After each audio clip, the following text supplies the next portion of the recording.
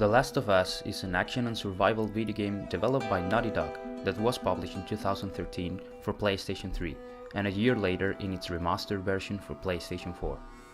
The game presents us with a post-apocalyptic scenario in which the population has been decimated by a terrible plague and the survivors are killing each other for food and weapons. The protagonists are Joel, a smuggler with the mission of escorting a teenager, Ellie, who must collaborate to survive on their dangerous journey through the US.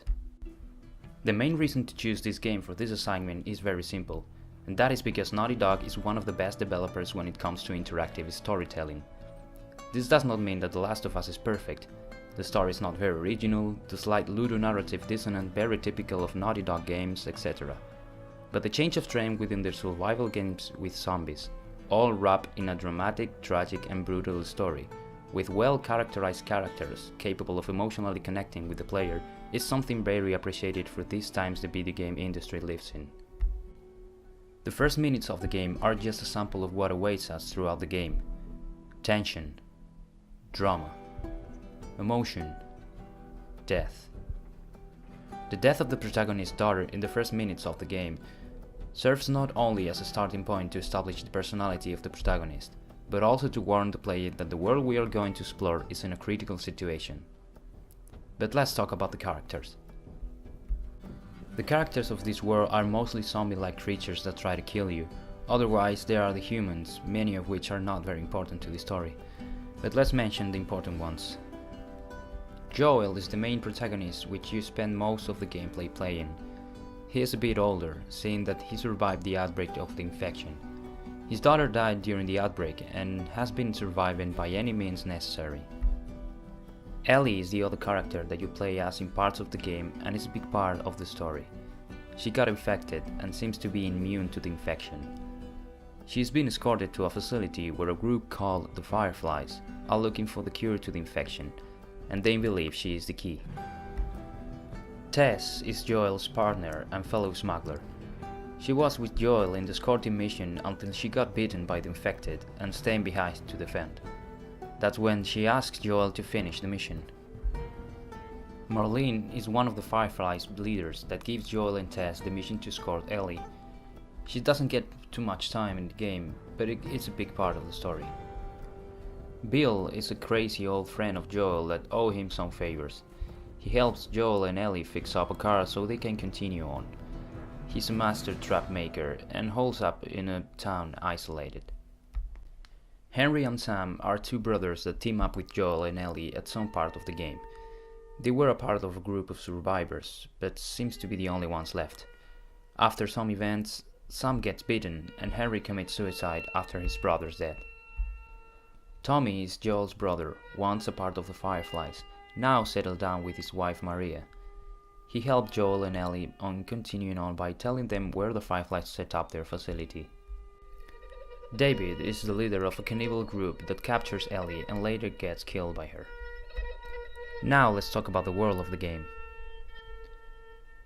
The story of The Last of Us takes place in the post-apocalyptic United States.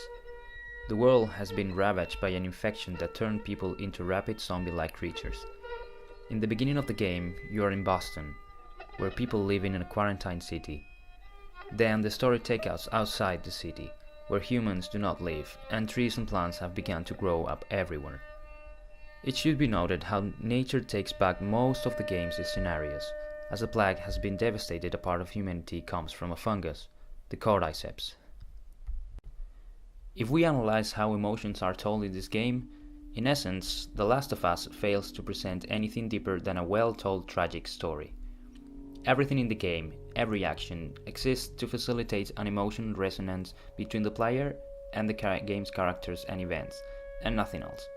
In short, The Last of Us is solely a work of emotional manipulation. Characters are set up and move around like pawns to ensure the most tragic and powerful set of events possible without any consideration of what those events could or might mean. It's one of those pieces whose purpose is to hit all the right beats for the maximum effect on its audience, but it is otherwise devoid of meaning or purpose.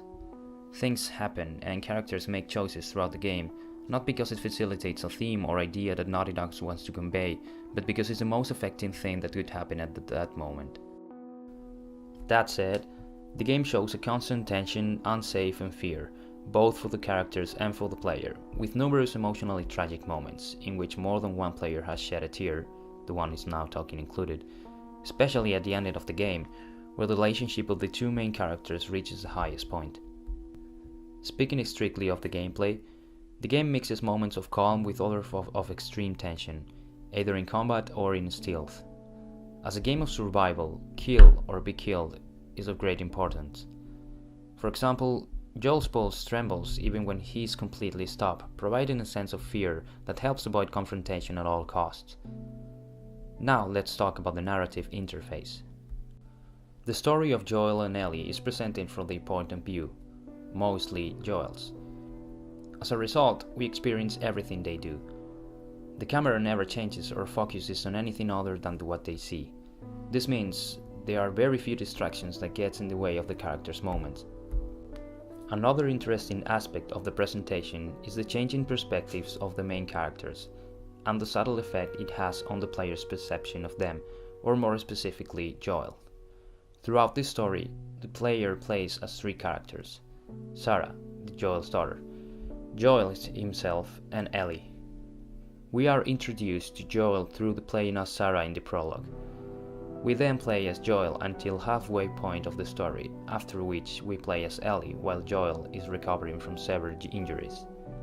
Later, when he recovers, we play as both Ellie and Joel until the end of the chapter. From this point on, we play as Joel, and then for a few minutes at the end, we play as Ellie. Our main character is by all intents and purposes Joel, and we are supposed to identify and connect with him through the story. When we play as him, the relationship he builds with Ellie is naturally framed from his perspective, and the interactions between the two almost exclusively happen when we have been playing as him. Even in the winter season, when we play as Ellie, the interactions are one-sided. Joel is unconscious, and Ellie is left on her own to treat him. It isn't until the very end that we get to see the relationship from her perspective. This was intentionally done by the developers to highlight Joel's character. He's a sad old man, and hearing him talk about his daughter Sarah from Ellie's point of view just enhances how lonely he truly is.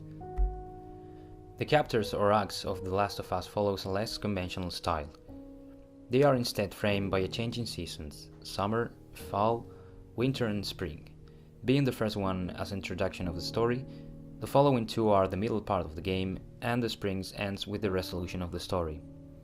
They all have their own intros, build-ups, and climaxes. The stories and characters are developed and solved almost entirely within these acts, with only Joel and Ellie being the ones who we see carry the experiences of the last acts with them. One subtle detail is the fixation on walking and sleep. Pay attention on how many times our main characters black out, wake up from sleep, and how chapters and acts are introduced this way. Also used to provide more world building and story are pickups like notes from survivors, audio logs, and other miscellaneous items. We can inspect these closer through our inventory, and on that subject, both Joel and Ellie have their own personal items, like Ellie's switchblade and the Walkman. Most of the time, these are separated from the main story, and picking them up won't change any of the plot's outcome, but gives the player additional information in order to know what happened before the character's arrival. When talking about the story of The Last of Us, we are talking about the story of the main character, Joel, and how he agrees with himself and his past. It is a generic story, but at the same time it is very easy to connect with it and want to know what will happen next. This production knows when to be a video game and when to be a movie. There are works like The Last of Us that indicate the way that this kind of media games should follow in the future. Thanks for watching.